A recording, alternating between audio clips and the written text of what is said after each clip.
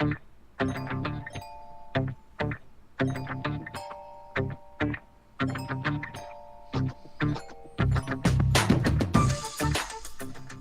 to episode 189 of the Blue Recluse. My name is Martin Larsen, and you're listening to the podcast about everything Blizzard.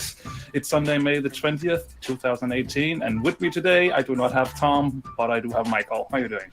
I'm doing pretty well. It's been a long week. Not a lot of gaming going on, but it's been a long week for me. How are things on your end? Oh, it's pretty good, and I can actually hear the stream live as well. I should probably mute that, so I have done that. So yeah, it's going fine now. That the immersion. Yeah, exactly. All of the technical stuff is in order now, so I think we can actually just start the show if you feel like it. Yeah, I think I'm ready. All right, let's do it. Here I come. I sense something elusive. Stay a while and listen. Well met. You are not prepared. This better be good. Existence is mysterious. Loud and clear. Hello there. Greetings, traveler, and welcome to the Blue Recluse.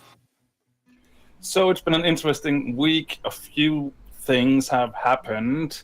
One of them is probably not too much in the realm of Blizzard, except that it is on a launcher that we know. Michael. Yes. So, I don't know how you feel about this, but the Call of Duty Black Ops 4 icon is loud and proud on our Blizzard launchers now, right underneath that Destiny 2. Or actually, is it underneath or is it above? It's above. It's above. It's above higher mine. priority. At least Activision knows which one is probably going to do better than the other. So, Call of Duty Black Ops 4 is now on the Battle.net launcher. I think we all kind of predicted that this was going to happen. We saw it. I hope that it wasn't, but so yeah. Now we Sorry. talked before. No, we talked before about how having Destiny 2 in the launcher was a bit beneficial for the game because it would bring our attention to it because it has kind of a connection to Diablo and it kind of has a feel of Blizzard-y type things to it.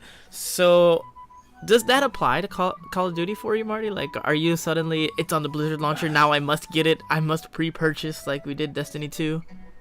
There was a weak moment where I was like, should I pre-order this game now? But then I looked a little bit into it, and there's no story mode. It's a PvP game, and which means it fits in with Blizzard games. Yeah, exactly. I mean, I said the same with Overwatch, but I just don't have the same feeling about Call of Duty, I think, and something that's in that realm. And I know there's been a lot of talk in our Discord about people wanting to be able to hide these games that they don't play and things like that. And for the first time, I'm actually agreeing with that. I would love to get that yucky Call of Duty icon away from my launcher. It's not a game for me. It's not a Blizzard game. It's not something I have the slightest interest in. So, yeah. Can we get it to go away, please? So personally, I don't have anything against Call of Duty. The games that I've played, I found them all enjoyable in their own way. I really don't have any problems with it being in my Blizzard launcher. It doesn't really affect me all that much. I just choose not to look at it. It doesn't matter. It's starting to become not a Blizzard launcher anymore. It's starting to become an Activision launcher. Well, now it's 2 games. Yeah, but I mean, it's the beginning, right? Because now when tell Blizzard to make Call more of games. Duty, now that yeah, sure. No, what I mean, now that Call of Duty's there as well, it opens up for a lot of other Activision games to get on there as well. I have a feeling that going forward in the future, they will be moving away from Steam and onto Battle.net instead, and then it's not really a Blizzard launcher anymore. And yeah, that saddens me a little bit since it is still our Battle.net, right? Yeah, it's still Battle.net. Blizzard is still the main thing on it right now. Like you said, it is a possibility that it opens the way to other things. Like Selena says in the chat, it's a gateway to many other Activision games to make their way on there. That being said, I play Steam and I'm able to find the games I want front and center whenever I want to, and I have over 200 games on there. So, I mean, personally, to me, I don't think it's that big of a deal. I understand the love for like BattleNet being the Blizzard thing that it is, but I also see it from the marketing point of they are Activision Blizzard, and it just makes more sense for a company to release their own games on their platform rather than give money to Steam for hosting it. So I can see it both ways. And for me personally, it's not that big of a deal to me. It doesn't affect me. Maybe one day it will, and I'll look back at this episode and be like, what an idiot. You're part of the problem. But right at the moment, it's a whatever for me. No, I mean, I can see it from I understand the business model. I understand why they're doing this. I fully understand all that. But then I wish that we had because in Steam you can hide and show whatever you want to. Then I just want the ability to do so. I want to remove the games that I have no interest in playing at all. And I know it's probably also there to pique my interest, so I might actually by accident push that buy button several times. Are you sure? Yeah. Yeah. So yeah, I would love to be able to hide it, to be honest, or something. Yeah. I mean, sure, right now it's not too big of a deal. It's only 2 games, but I mean, if they're continuing putting more games on there, then please. All right, that's all I got on that. I mean, there's not much else to say without people getting offended, and that's it. All right, so that's our show. That's it for today. Call of Duty. That's all. Gotta rename it to the Blizzard Activision show. Yeah, exactly. Maybe we should redo the intro. And this is the podcast about everything Activision Blizzard. No, we actually do have some Blizzard things that we just want to shortly talk about, just a little bit. So let's start out at the end with Diablo Season 13 ending. Yeah, so I don't know if you've gotten into Diablo this season at all. Sometimes I jump in every now and then. I haven't really gotten. I think I started at the beginning of this season. I think I created a character and that's it. I created with all the intent of playing, but it didn't quite work out. The season is coming to an end for those Diablo players out there that are still keeping up with their seasons. It ends Sunday, June 3rd at 5 p.m. PDT, that's Pacific Daylight Time, CET, Central Eastern Time, and KST, not sure what that is. Isn't that KFC? No, not KFC, not KFC. All right. Oh, okay. But it's going to end, and with that comes all the changes that normally come. All of your gear goes to your off-season mailbox, and you can pick it up from there. Your conquest will not carry over. You'll have to restart all that, and your character will now become a regular adventure mode character, no longer seasonal. And season 14 will begin 2 weeks later, which is Friday, June 15th. Same time, 5 p.m. PDT, CET, KST. So depending on your region, KFC. No, not KFC. Okay, it still hasn't changed. 2 weeks later, it's still KST, not KFC. Don't get it confused. I don't want any false advertisement claims coming against us. So that's your Diablo news. I mean, to be honest, there's not much going on in the world of Sanctuary outside of Blizzard postings for jobs are changing, and it seems positions are being filled and then re-put up there, and all sorts of craziness and Diablo 4 rumors. So yeah, I was just like, when I saw the Diablo season ending again in the show notes, I was like, just again, isn't there something new soon? No. This is getting a little bit tedious. Oh, the season is ending again, a new season is starting. Nothing really new is being added to the game, so have fun. There are once again rumors that were coming around the time of BlizzCon, and it would be a great time to announce Diablo 4, while people think that it still might be a bit too early to see a lot of gameplay or anything like that. They do believe that maybe this year could be the year, but we said that last year too, and we got nothing.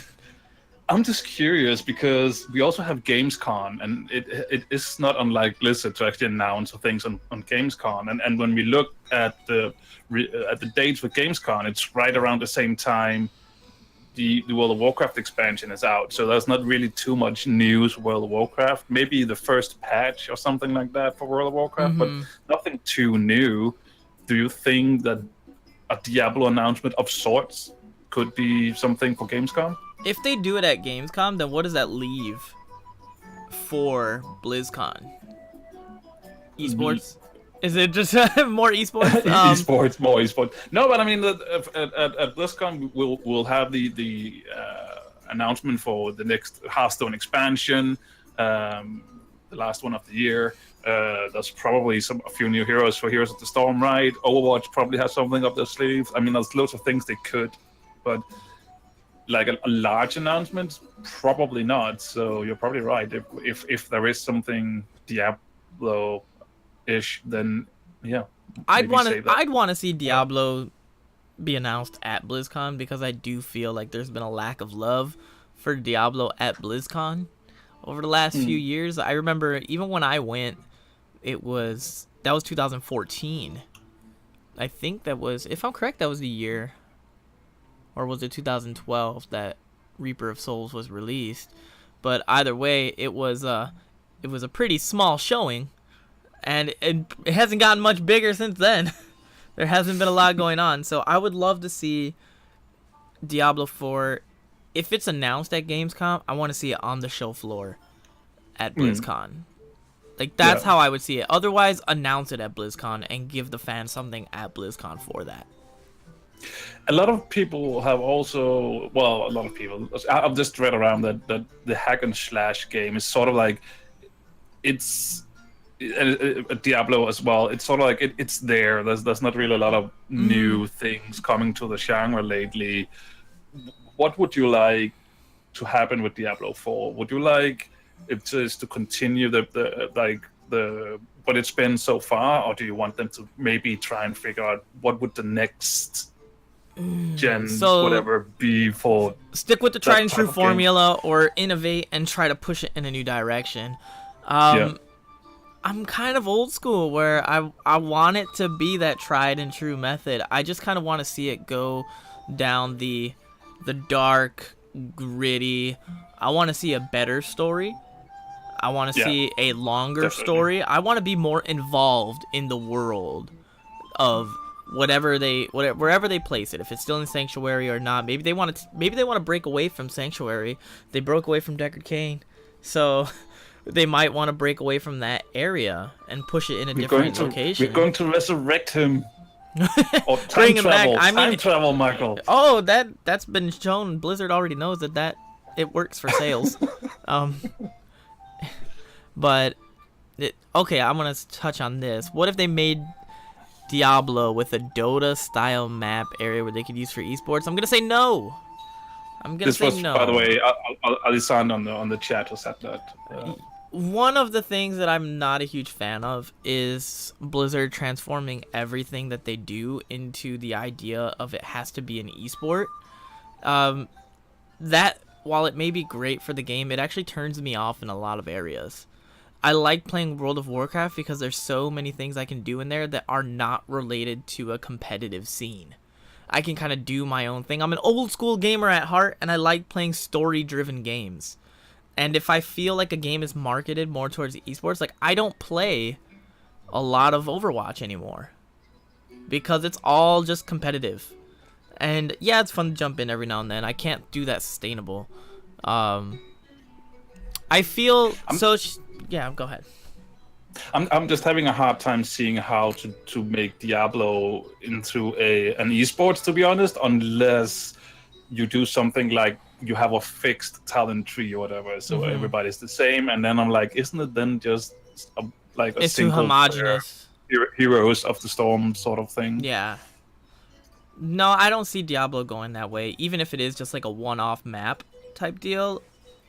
I don't, because if they put it in there and it starts to gain traction, then that's what it's going to try to transform into, because Blizzard will kind of go that way, I feel.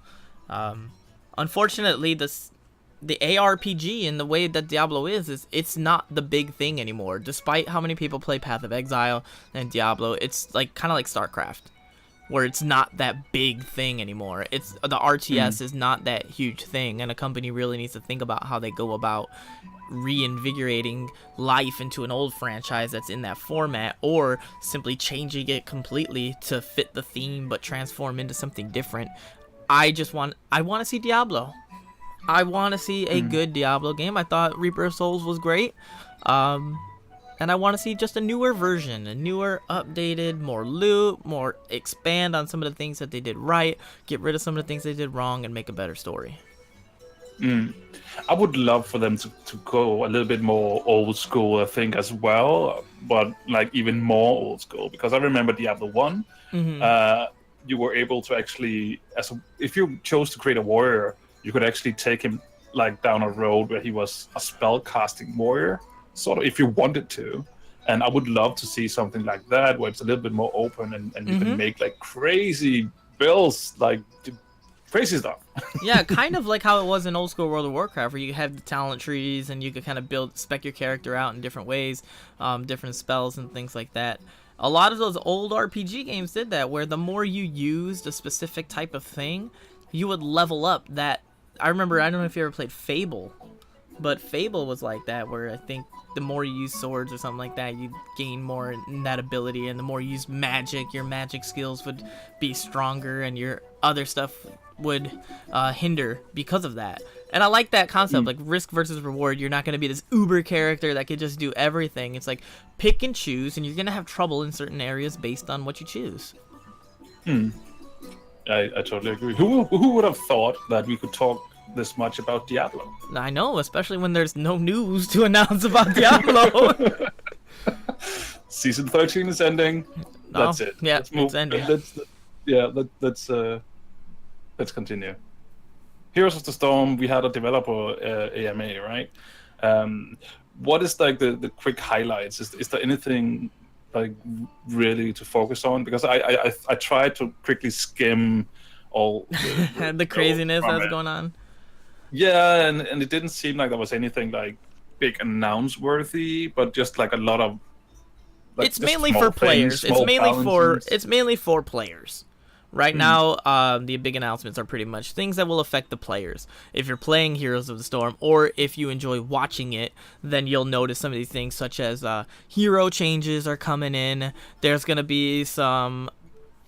They're looking at things of like movement and how fast characters work, as well as reworking certain roles. I think they will be removing the multi-class, which, if you remember, we made a big deal about it when Varian came out, because he was the first multi-class hero, and everybody was excited because what could this mean for the future of the game? They're going to take that away, and really?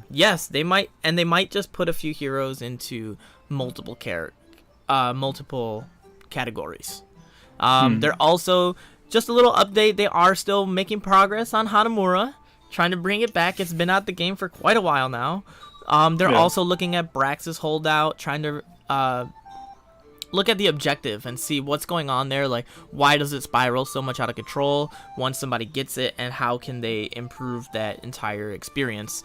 And other than that, the big thing is the performance-based matchmaking is starting to enter a test phase, showing players how they did in various areas after the match. So you'll be able to analyze a little bit more of your gameplay, see where you did well, where you kind of messed up a little bit, and just provide a little bit more feedback. It won't actually affect your MMR right now. That will come at a later update. And the big sad news is that they confirmed a map editor is not actively being worked on.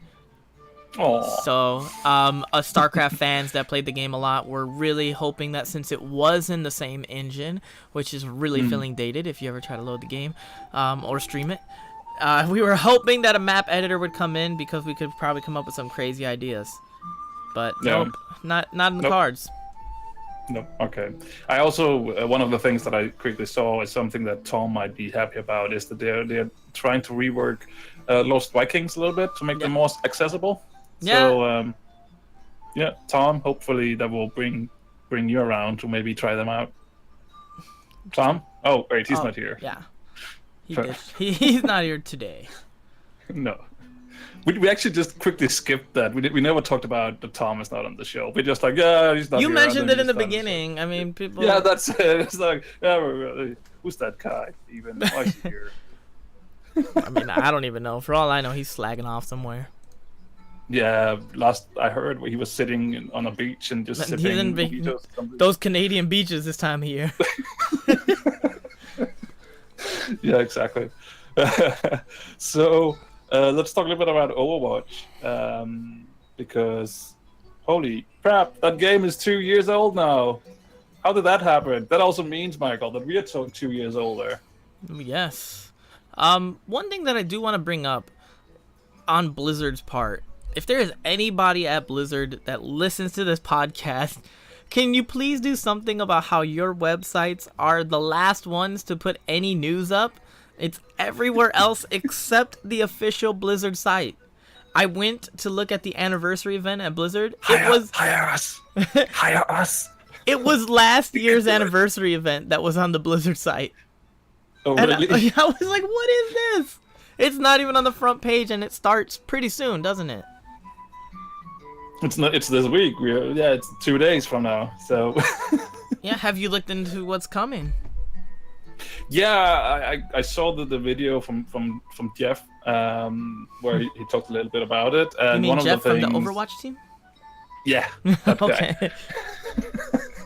And one of the things I really liked was that all the events and brawls and everything that's normally spread out over a year, everything just is being opened up, and it's like a different one every day in this period, which is from the May 22nd to June 11th.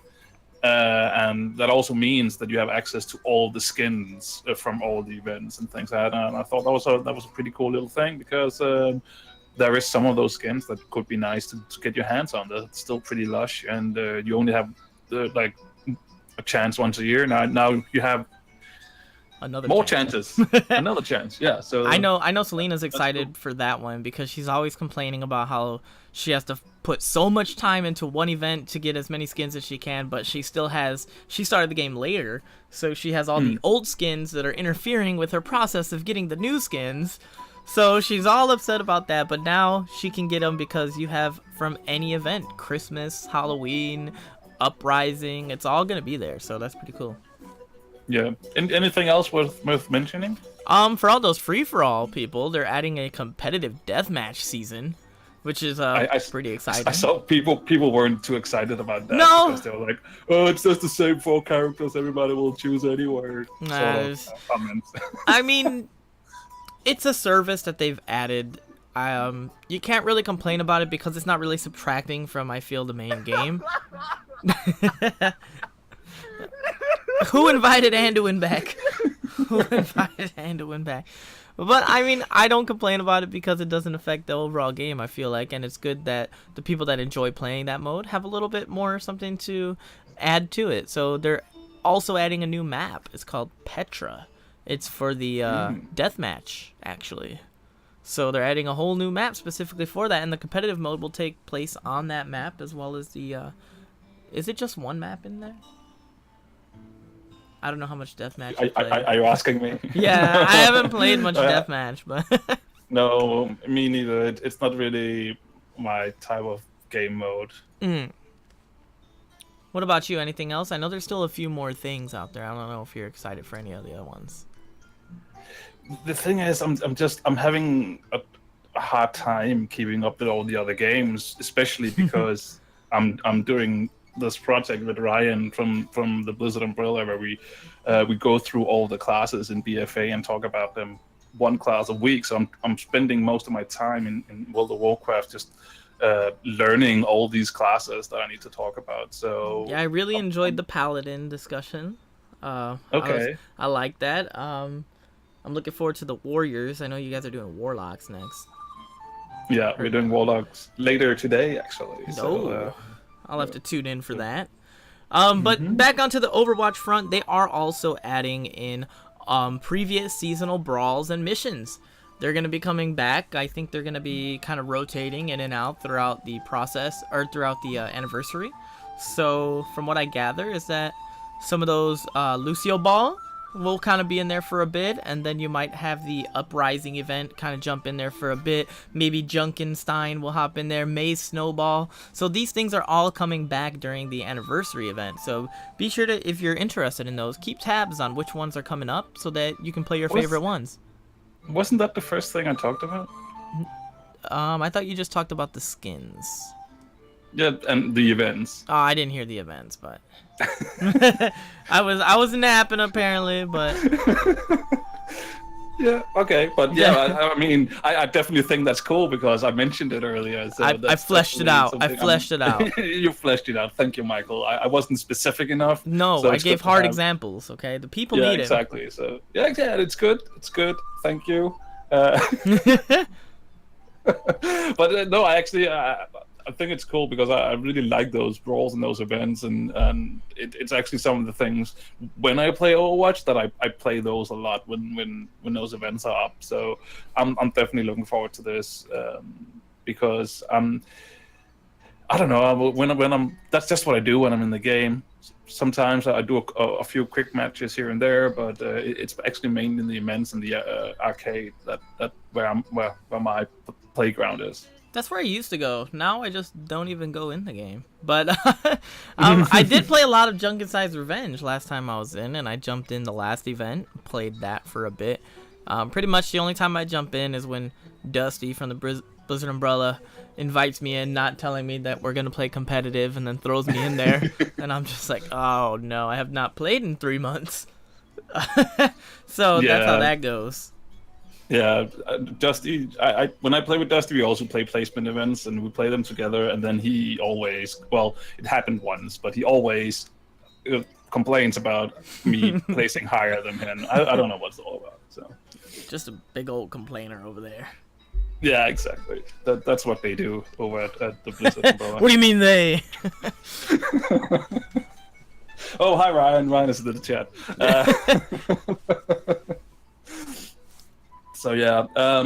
Lastly, we have some quite interesting news. I know we have talked a little bit about it in the past, but now there's a little bit more news about this, and that is that League of Legends, not a Blizzard game, Hearthstone is a Blizzard game, StarCraft 2 also a Blizzard game, PES. What is PES? What is PES? I don't know. I don't know. I don't know. Clash Royale and Arena of Valor will be Olympic sports at the Asian Games. Well, as I understand it, they won't be a fully fledged Olympic Games yet, but they will be featured as a demonstration sport at this year's event, right? Isn't that how you should understand this? So I guess they're in consideration, right, for being an Olympic game. Yeah, so this is what I feel is pretty much they're gauging an interest in how big this could be, and also the impact that it has on intercontinental relations and how people within different regions react to each other and interact with each other while they play these online competitive games. This is a huge step in order to further legitimize the idea that esports can be a real thing. If I'm correct, it was also at the Winter Olympics. Yes, that's it what was kind of like about it last time. Yeah, it was a pre-Olympic event. Before the actual Olympics started, we had some StarCraft, I believe, some StarCraft 2. Now, the games that they've added, if you look at it, first of all, Clash Royale is really big in the Asian markets, and I'm assuming Arena of Valor is as well.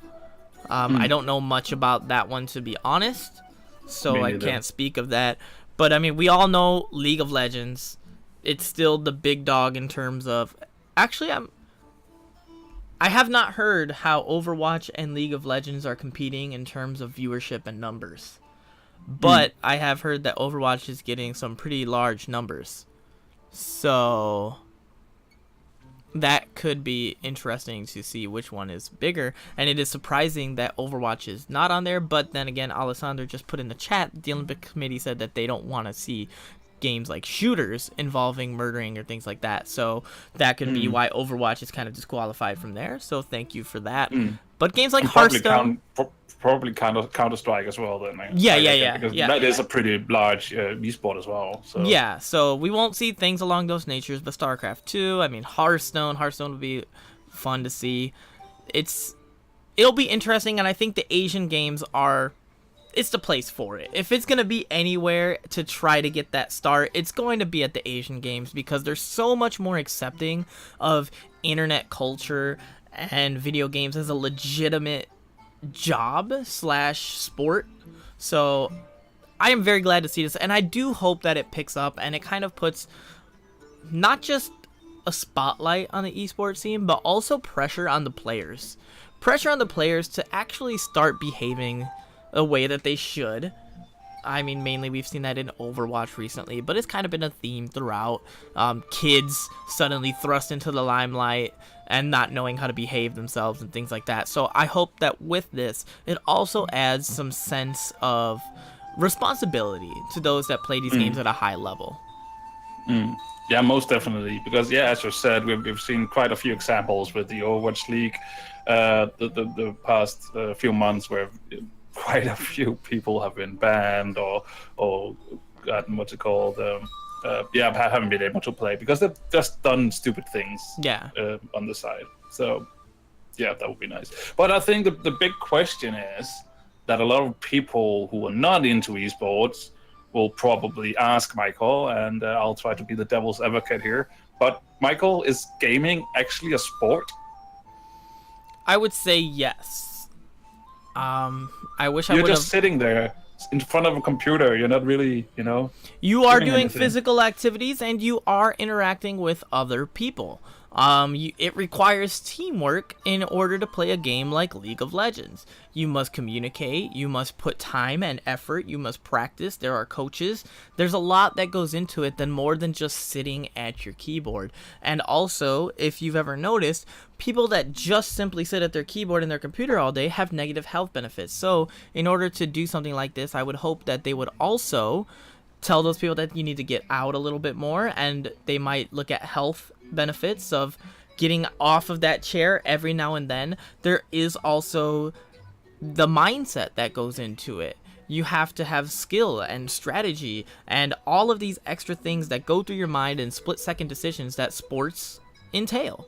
When I'm playing basketball, if I'm out there by myself, I'm not playing the sport of basketball, but if I'm on a team, I'm suddenly on it. And it's kind of like the same thing with esports. Playing it by yourself is one thing, but being a part of a team and a league and going to these events and going to practice and doing all the things that you have to do, that to me is what a sport is. There are individual sports, but this is not one of them, at least at this level. It was the arena shooter, but that's a story for a different day.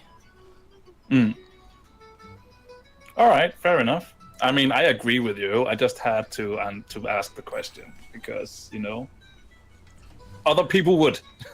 I mean, I'll debate it all day. I would rather play one of these games than play a game modeled after a real sport. I'd rather go out and play those real sports rather than play a game about it. And the Olympics, that's like countries competing, right? Yeah. So this could actually be interesting for someone like me because we don't really have, for instance, Overwatch, we don't have a Danish team, but in the Olympics, if there's esports, then since it's countries, then there might actually be a Danish team, maybe. And maybe it's your chance. Maybe, who knows? I mean, there might StarCraft 2. I'm pretty sure you got some Danish teams there. If anything, StarCraft 2 has the most widely represented because it is an individual game for the most part. So you do have more chances of people being represented for different areas. Yeah. So yeah, I'm really looking forward to see what's going to happen with all this because I think it's amazing that we finally reached a point where esports is being accepted into something like the Olympics. I think that's a huge step and something that, I mean, it's never been a doubt for me as a gamer that this should probably be something that could happen one day, but to finally see the world maybe try accepting a little bit more as well is amazing. Yeah, I'm right there with you. And one thing that I do like also is that it's different games altogether. Usually we have these events that are so themed towards just one game, and now we have all these different ones kind of melding together. You have League of Legends with the Blizzard games, the rivals, like Blizzard, you messed up. League of Legends wouldn't be up there if you would have done your job right. But I like seeing all these different games, and then Clash Royale is a phone game, a tablet game. So that's pretty, it's against me, but I'm not a huge fan of the phone tablet craze games, even though I have a few on there. But it's a thing, and it's being represented, so more power to them. Yeah, that is cool. So, Michael, do you have Yes. anything you think we should talk about this I week? do. I do actually. I didn't Good. put it on the show notes, but I want to talk about. I don't know how much experience you have with it. The Bring it. the level 110 character boost in World of Warcraft. Yes. For somebody who has not leveled an alt from 1 to 110, I just kind of used the boost. I used it on a warlock, an affliction warlock. Holy crap, was I lost and disjointed, and I did not feel connected to the character at all. I leveled it to about level 30 or so. Like level 30 before I just said, you know what, I like the style, I'm going to switch it up. And I went up there, and first of all, I could not find the class order hall. It gave me no clue as to where it was. I had to look something up. I even read the quest text. That's how bad it was. I was reading the quest text. What is this, 2005? No. So I don't know how you felt if you've used it, but it just feels like if you're not using it on a character that you already have prior experience with, like maybe I just wanted to roll a separate paladin since I already leveled a paladin, it just feels very disjointed. The broken isles are not like revealed. They're just kind of there, and then they want you to go to Argus while also start building up your order hall. And you have an artifact weapon that you have no connection with because you didn't go through the process of getting that artifact weapon, which I feel was one of like the cool things going into Legion was we had to find that artifact. Yeah, I totally see where you're coming from. I have an example from Warlords of Draenor, where I boosted my priest on the Horde side. I'm an Alliance player normally, but I boosted my priest on my Horde side just to. It was towards the end of the expansion. I wasn't in the guild at that point, and I had some friends who were like, "Oh, we're playing in this server. Come join us." And I did, and I boosted a priest to 100, and I had no idea where anything was in my small garrison. I had to figure out where everything was, where to go to just get the portal somewhere else, and even back in the old world, when I got back to Orgrimmar, I had no clue how to find my way around Orgrimmar because Orgrimmar has been revamped since I played Horde the last time. So I can completely understand how it must feel to jump into Legion at 110 and be like, holy crap, there's so many things to do, and where do I go? And that's one thing that I have complained a little bit about on the show earlier as well. I feel like we need something similar to, is it Star Wars The Old Republic, that kind of have, it's not a perfect system, but I think they sort of have like, all right, we have these different stories that you need to play through, and you can actually see, okay, this is the story from the main game, this is the story from this expansion, and things like that. And I think that it would be nice for World of Warcraft to have something similar. For instance, if we use Legion as an example, that you have like, oh, the main storyline is the 4 zones, then you have the Storma quest line you need to play through, and that has 2 chapters. It has the one that originally shipped, and then the patch storyline that came afterwards. Then you go to, what is it, the Broken Shore, and then you go to Argus. So you can easily see, oh, okay, this is this part of the story. I should probably play through this first and go do this and do these things. Yeah, I think it's something that would it would be so amazing to have in World of Warcraft. I think it's one of those things where Blizzard are like, well, do you guys want new content, or do you want us to make sure that this old content works for you? well, it could have like done something as simple as, if it's part of like a main storyline, just change the color of the exclamation point. Like, just make it so we do have like the faded gold or gray, we have the blue, and then we have the regular gold and yellow. What if we just have a different color one that represented like a main story? Yeah. The thing is that a lot of different colors that you need to then figure out what means, especially if you're a new player. You're like, oh, okay, I have blue Add a quests, window. I have green Add a quests, window. add a window that, like, you know, when you start a new character, they have like those little things that pop up that kind of quickly tell you what's going on in a game. Just have one panel that pops up and just has the exclamation points and be like, this color represents this, and this. Yeah, It's like, maybe. what, 4 different colors? If a new player can't figure out 4 different colors, then maybe this isn't the game for them because they need to figure out 4 different things later on. I don't know. That's how I feel. I just felt like when I was playing, when I first started it, now I'm kind of getting into the groove of it.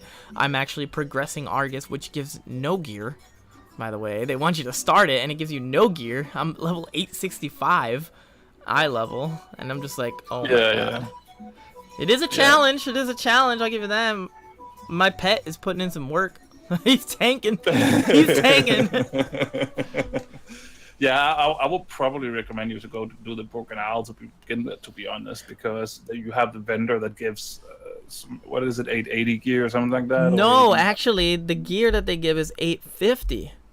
Oh, so really? they gear you past the Broken Isles. So, one, yeah, you could do the story, but the rewards are not really worth it.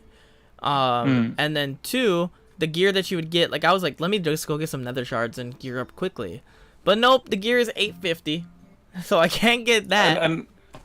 And what gear do you, when you boost, what gear do you I think start you out start in? at like 860 or something like that, like 865. Oh, so you or somewhere. actually start higher than the gear. bro. Yeah, so Okay.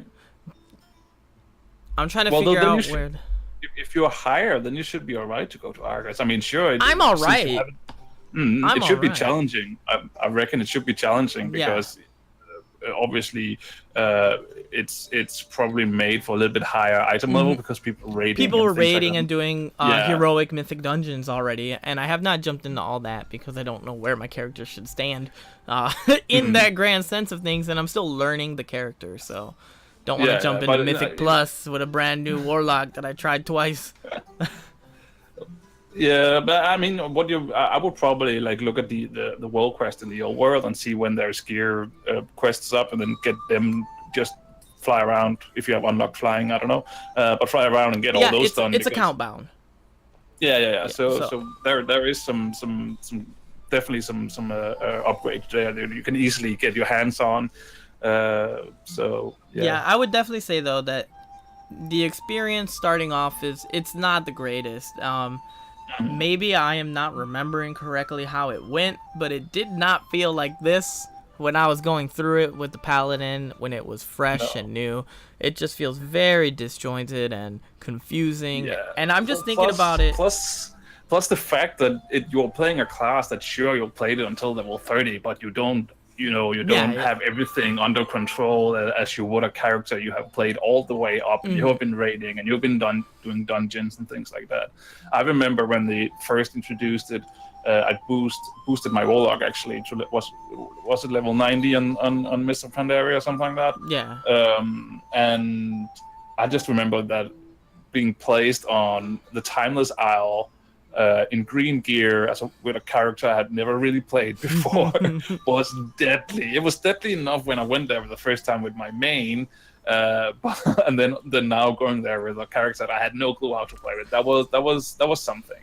my thing comes from the fact that I feel personally that you should not start World of Warcraft at that level. Like, if you're a first-time player, you should definitely level up completely. From 1 to whatever the max is whenever you jump in the game. You just don't know enough about the game, I feel, to do that. So I definitely feel that way. But we are going to have those people that maybe they're looking to try BFA and they've never played World of Warcraft before. And they want to play with their friends who have been playing. So they're like, I'm not going to level all this because it's just going to take too long. I got a boost with the character. I'm just going to jump right in. And I'm just like, I'm confused right now, actually knowing what the game is like, and I can only imagine what a brand new player, or even me at the beginning of Legion, if I had just boosted to Warlord stuff, just what in the world would have been going on. Yeah, but I think when the expansion hits, then you would go straight into the expansion. So you wouldn't really need that to how know it where works? everything is. I'm pretty sure it is once the expansion hits, then you go straight into okay. that. And you know, you're starting out there with, first of all, you're going to brand new zones, you're going to level anyway. And besides that, you're starting out with slight spoiler alert, some scenarios and things like that.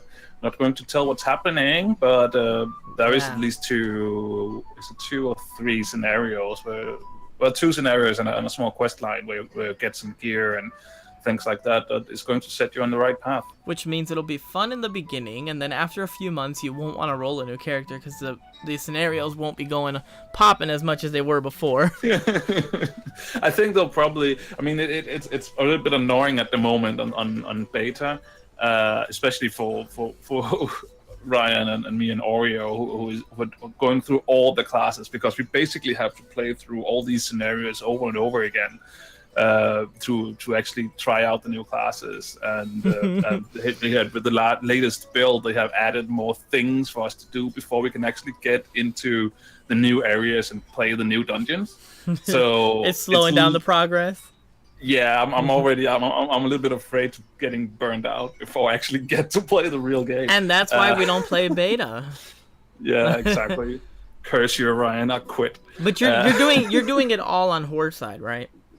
I'm doing it all on Horde side, yeah. So, okay. I mean, story-wise, I'm not getting too spoiled. And I think at least, both scenarios, I guess, will be different when I get to Alliance side because, they have to. Yeah, because there's two totally different things going. And some things, I'm pretty sure you're burning things here or not burning things there, or... who knows? Who knows what's happening, Michael? Who knows? I don't. I have not looked into any of it, so I am still pretty fresh. I would definitely say so far, if you're an Alliance player normally, when you're done leveling and you're ready for raiding or whatever you're going to do, make a Horde character and at least play through the starting scenarios, because it definitely gives like an insight to what's going on.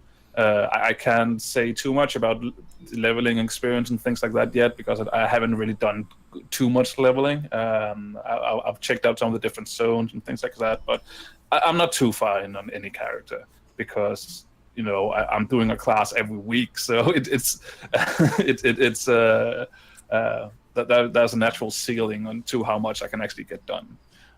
Excuses. But excuses. Yeah, do it all. Cancel everything. Tell the girlfriend you're busy. I have a life. What is this life? I don't know. But yeah, I would definitely say check out the scenarios at least, because there is some interesting storytelling going on there.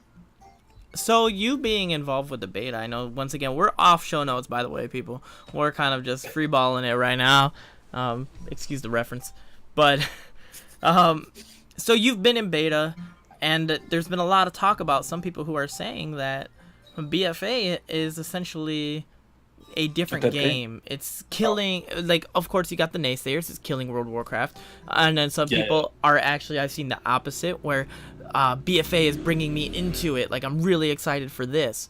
How do you feel? Like, do you feel like it's going in the right direction? Let's take global cooldown off of the table.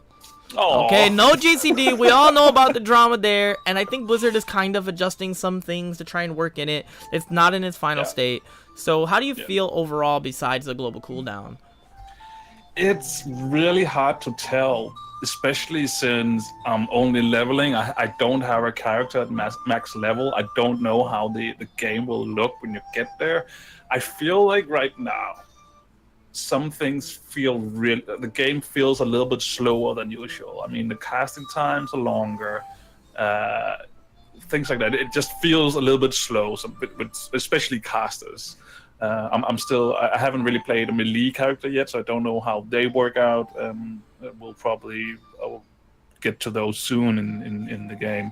On the podcast, the other podcast. So it feels a bit slow right now, but it's really hard to say, because these characters that we get, they have like green gear and it's all, everything is just the same. And I mean, when I go in there with my main, I'll probably have a way higher item level, which also means that I have more stats, more haste, maybe things like that might actually make everything feel a little bit more smooth. So I really think you have to think that into the game as well right now. That the state that it is in right now, it's it's green geared, it's low stats, it's everything, and we don't really know how the game will look when you get to raiding. I mean, start getting all the cool gear. That being said, and another thing is that we also have the Azerite gear. That, at least for me, I don't know how much you can actually unlock and how much you can do, but I know that I've gotten like a few pieces from my playthrough, and these pieces give like small tweaks to how your talents, talents and spells work as well, or stat increases and things like that. So when you get a full set of those things that on top of everything expands how you use your abilities, that might actually change the game as well. So there's a lot of unknowns, is what I'm trying to say right now. That we won't really know that until we a month or two into the next expansion. Okay, now one last thing on that.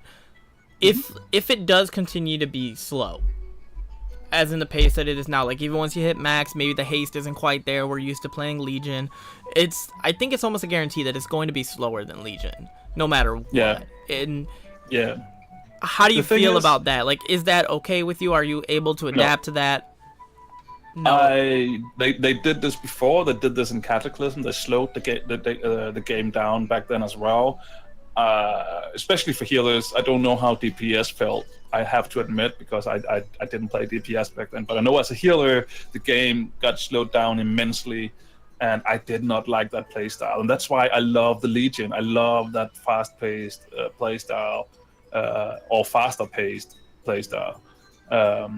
Because I don't think Legion is as fast as it used to be at some point. But I really enjoy that playstyle. So I'm a little bit worried, I have to admit, that looking at BFA, that this will be the future. I hope that when we get the gear and things like that, it will improve, because I'm having PTSD from Cataclysm right now. I have to admit, I'm a little bit worried.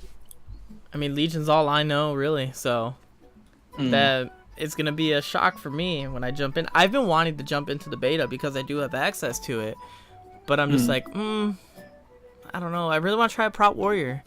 I don't know. I really want to try a Prot Warrior, but I don't want to level it on current game because I know it's gonna be different.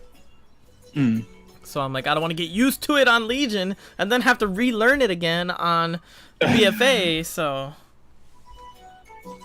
Yeah, I mean, I think you should just jump in and have a small look at the Horde side and just see what's going on. I mean, there's nobody forcing you to level all the way to 120 or anything, but you just don't have know that. Selena judges me. No. But yeah, I don't know. I mean, it's up to you. But I mean, now that you have access, maybe just peek through the door, see what's in store. I might jump in there today before the week gets too crazy. And I mean, it's actually one of the few servers where you can actually play with EU side players. Just saying. Oh, because isn't everything on the same? Everything is on the same, so we could actually play together. Oh, and you are you drunk? No. You got very blurry there. I was sipping the ale too much in the bar. We've been here a while.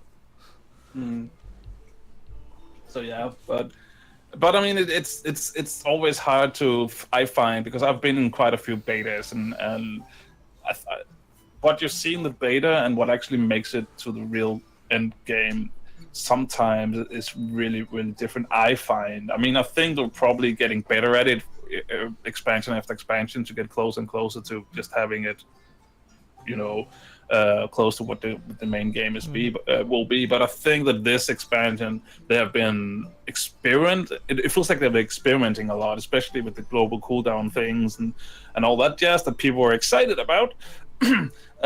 So yeah, I think that they're just trying to find their way and to figure out how to go forward. All right, sounds good. Yeah, we'll see. We'll see in a few months. It's not too far away now, right? 3 months from now, something like that. August. So yeah. Yeah. Looking forward to it. Anyway, I think we are reaching the end of today's show. So what do you say to jump over to the bar, close it down, and get the hell out of here? Let's do it.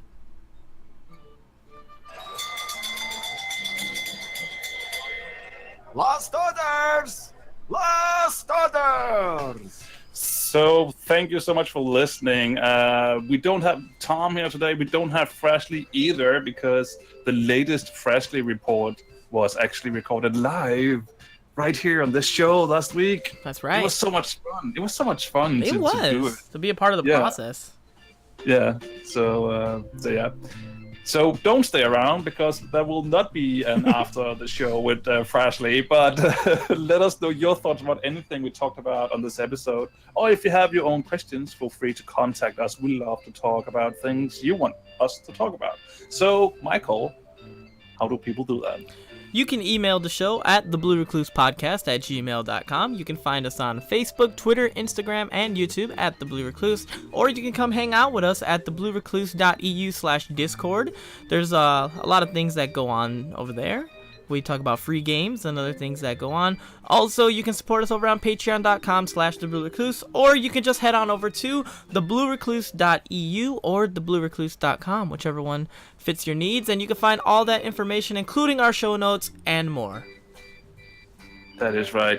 We really appreciate everyone who donates real life money to us. I mean, we are doing this for fun and because we like doing it, but there is a few costs sometimes with servers and things like that. So it's really appreciated when people want to actually donate people to us so we can keep the bar going. And even if you don't, if you're not able to donate, that's perfectly fine as well. iTunes reviews helps with that as well. So give us a 5-star review, and if you do, we might actually read it on the show. It's something we've done before, and we might bring it back. Yeah. Right, Michael? Have you given us a 5-star review? I think I did way back in the day. If I could, I'd take it back. With those words, I think there's nothing else to say, but thank you for listening. We'll see if Michael will be back next week. Thank you for listening. See you guys next time. Bye. This show is brought to you by Dragon Powered Studio. Find more at dragonpoweredstudio.com.